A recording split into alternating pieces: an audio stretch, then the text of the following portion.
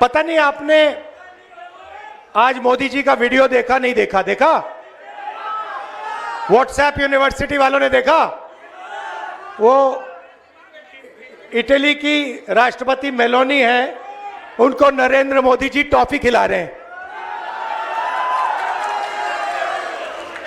Reel बनाई है, हिंदुस्तान के प्रधानमंत्री इटली के प्रधानमंत्री को, मेलोनी को मेलोडी टॉफी दिए हैं। हेलो, हाँ, जाने से हेलो, माइक तो ठीक करो भाई। जाने से पहले हिंदुस्तान में भाषण दिया, जाने से पहले कहा, इटली जाने से पहले, मेलोनी जी से मिलने से पहले उन्होंने हिंदुस्तान से कहा कि देखो आर्थिक तूफान आ रहा है, कम पेट्रोल का प्रयोग करो, सोना मत खरीदो, इलेक्ट्रिक गाड़ी खरीदो और विदेश में दौरा मत करो। और फिर उसी के एक दिन बाद 3-4 हजार करोड़ रुपए के हवाई जहाज में नरेंद्र मोदी घुसे, इटली की ओर गए, जेब में टॉफी ले गए और वहां की प्राइम मिनिस्टर को उन्होंने मेलोडी टॉफी खिलाई। अब देखिए ये क्या देश की जनता के साथ क्या खिलवाड़ हो रहा है। मतलब देश में पेट्रोल की कमी, गैस की कमी, बिजनेस बंद हो रहे हैं, फैक्ट्रियां बंद हो रही हैं, महंगाई बढ़ती जा रही है, किसानों को खाद नहीं मिलेगी, पूरा का पूरा इंडस्ट्रियल सिस्टम हिलेगा। समय आने वाला है, ईरान ने, अमेरिका और ईरान की लड़ाई हुई, उसने हॉर्मुज को बंद कर दिया, 20% तेल मार्केट से हट गया और नरेंद्र मोदी एकदम मेलोनी जी के पास जाते हैं, उनको टॉफी खिलाते हैं और ऐसे रील बनाते हैं। अब देखना, नोटबंदी के बाद नरेंद्र मोदी ने रोते हुए कहा था मुझे फांसी पे चढ़वा देना अगर काला धन खत्म नहीं हुआ। याद है आपको? रोते हुए कहा था। कोविड के समय लॉकडाउन कर दिया, मजदूरों को मरवा दिया, किसानों को खत्म कर दिया, हाथ जोड़ के रोते हुए कहा मुझे फांसी पे चढ़ा दो, मुझे फांसी पे चढ़ा दो। फिर से हाथ जोड़ने का टाइम आ रहा है, फिर से रोने का टाइम आ रहा है, फिर से हाथ जोड़ने का टाइम आ रहा है। मगर आप एक बात याद रखिए, नोटबंदी हिंदुस्तान के किसानों पर, मजदूरों पर, छोटे व्यापारों पर आक्रमण था। नोटबंदी का लक्ष्य आपका पैसा, आपके जेब का पैसा, आपके मेहनत का पैसा अदानी और अंबानी के हवाले करने का था।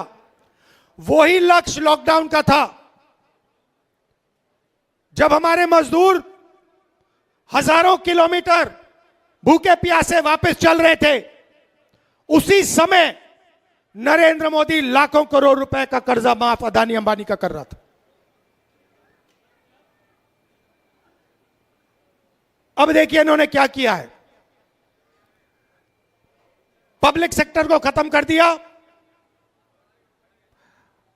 सारी की सारी छोटी कंपनियों को नोटबंदी, गलत जीएसटी से मार दिया, किसानों को कमजोर कर दिया, बेरोजगारी पूरे देश में फैला दी। और अब आर्थिक तूफान आ रहा है, और ऐसा तूफान आ रहा है जो हिंदुस्तान ने पहले नहीं देखा है। क्यों? क्योंकि हमारा तेल हॉर्मुज से आता है, हमारा तेल हॉर्मुज से आता है और हॉर्मुज को बंद कर दिया गया है।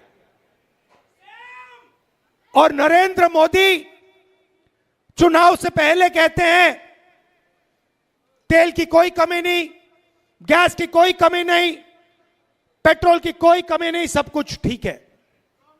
मैं 2 महीने से कह रहा हूं, पार्लियामेंट में कहा, भाषणों में कहा, 2 महीने से कहा कि देखिए आर्थिक तूफान आ रहा है, किसान को, मजदूर को, युवाओं को, माताएं बहनों को जबरदस्त चोट लगने जा रही है। बीजेपी वाले मेरा मजाक उड़ाते हैं। नरेंद्र मोदी ने जो करना था पिछले 3 महीने में, जो आपकी प्रोटेक्शन करनी थी, जो दीवार, आर्थिक दीवार खड़ी करनी थी आपके लिए, वो उन्होंने नहीं की। उल्टा वो जाकर मेलोनी जी के साथ टॉफी खा रहे हैं और वीडियो बना रहे हैं,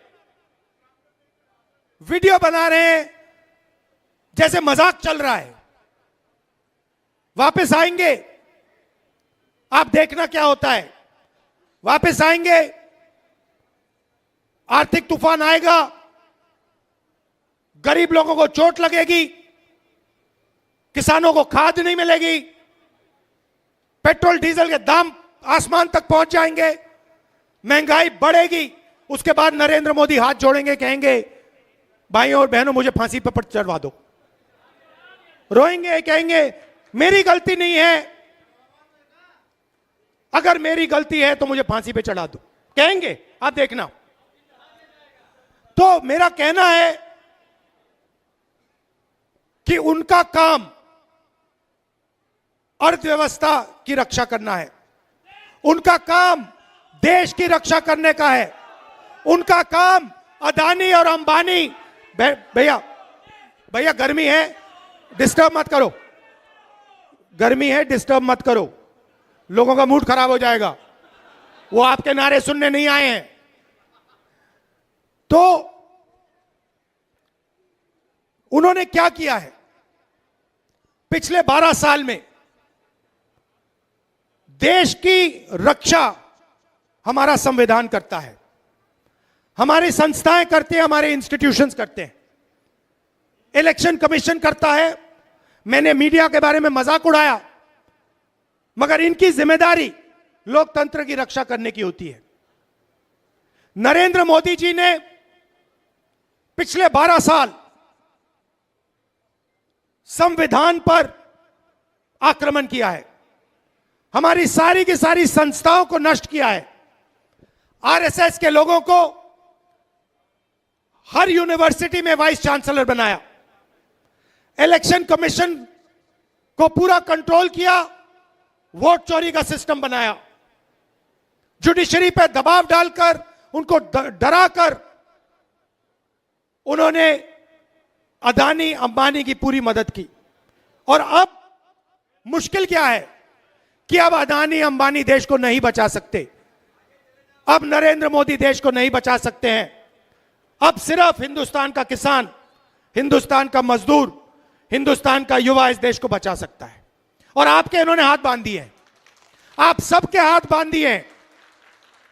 जो आप पहले मेहनत करते थे, फैक्ट्रियों में काम करते थे, पब्लिक सेक्टर में काम करते थे, ये हिंदुस्तान की स्ट्रेंथ थी, इन्होंने इस सब को खत्म कर दिया है। अब भी मैं इनसे कह रहा हूं कि टॉफी बांटना बंद करो और एक्शन लेना शुरू करो। किसानों को खाद नहीं मिलने वाला है, खाद की सप्लाई की तैयारी करो। आपका दोस्त अंबानी हिंदुस्तान का तेल आज भी बाहर एक्सपोर्ट कर रहा है, आज भी करोड़ों रुपए का तेल हिंदुस्तान के बाहर जा रहा है। यह तेल हिंदुस्तान को चाहिए, यह तेल हमारे लोगों को चाहिए। वो तेल आप हिंदुस्तान की जनता को दिलवाइए। ये प्रिकॉशंस आपको लेने हैं, ये काम आपको करना है, मगर आप पता नहीं कौन सी दुनिया में हो। अच्छा, एक और बात, मैंने पिछली मीटिंग में कहा कि नरेंद्र मोदी और अमित शाह संविधान पर आक्रमण कर रहे हैं। यह सही बात है, गलत बात है? वोट चोरी संविधान पर आक्रमण है? अदानी अंबानी को देश का पूरा धन देना संविधान पर आक्रमण है? हिंदुस्तान की सारी यूनिवर्सिटीज के ऊपर वाइस चांसलर आरएसएस के वाले बैठाना आक्रमण है नहीं है? इलेक्शन कमीशन, जुडिशरी, हमारी संस्थाओं को नष्ट करना संविधान पर आक्रमण है? संविधान हिंदुस्तान है, संविधान हिंदुस्तान की आवाज है। तो जो संविधान पर आक्रमण करता है, जो संविधान को नष्ट करता है, उसको आप क्या कहोगे? उसको क्या कहोगे? गद्दार कहोगे। इसीलिए मैंने खुल के कहा है कि नरेंद्र मोदी, अमित शाह संविधान पर आक्रमण कर रहे हैं। उन्होंने देश का धन अदानी अंबानी को बांटा, उन्होंने देश की संस्थाओं को खत्म किया, उन्होंने वोट चोरी करवाई, इलेक्शन कमीशन को दबाया, जुडिशरी पर दबाव डाला। आरएसएस के लोग सुन लो, आपने कहा कि मुझे माफी मांगनी चाहिए, मैं कभी माफी नहीं मांगूंगा, फिर बोलूंगा। अमित शाह और नरेंद्र मोदी गद्दार हैं, क्योंकि उन्होंने कॉन्स्टिट्यूशन पर आक्रमण किया है। सुन लो अच्छी तरह, मैं तुम लोगों से नहीं डरता हूं, और हिंदुस्तान की जनता इस बात को समझ गई है, और हिंदुस्तान की जनता भी आपसे नहीं डरती है। भाई और बहनों, ये आपके एमपी साहब बैठे हुए हैं, इन्होंने बहुत इमोशनल भाषण दिया, अच्छा भाषण दिया। मैं भी आपसे कहना चाहता हूं, ये मेरी भी कर्म भूमि है, अमेठी मेरी कर्म भूमि है, और आपने मेरे परिवार को, मेरे पिता को, मेरी माताजी को, मेरी बहन को और मुझे प्यार दिया है और इज्जत दी है, और यह मैं कभी जिंदगी में भूलने वाला नहीं हूं। हमारा पारिवारिक रिश्ता है, पारिवारिक रिश्ता है, प्यार का, मोहब्बत का रिश्ता है। राजनीति बाद में आती है, प्यार मोहब्बत का हमारा रिश्ता है, बहुत गहरा रिश्ता है, सालों पुराना रिश्ता है। जो भी आप मुझसे चाहते हो, आप जानते हो, जो भी आप मुझसे चाहते हो, मैं आपके लिए तैयार हूं। जो भी ऑर्डर आपका होगा, मैं उसको पूरा करने के लिए तैयार हूं। दिल से मैं आपका धन्यवाद करता हूं। बहुत बहुत धन्यवाद। नमस्कार, जय हिंद।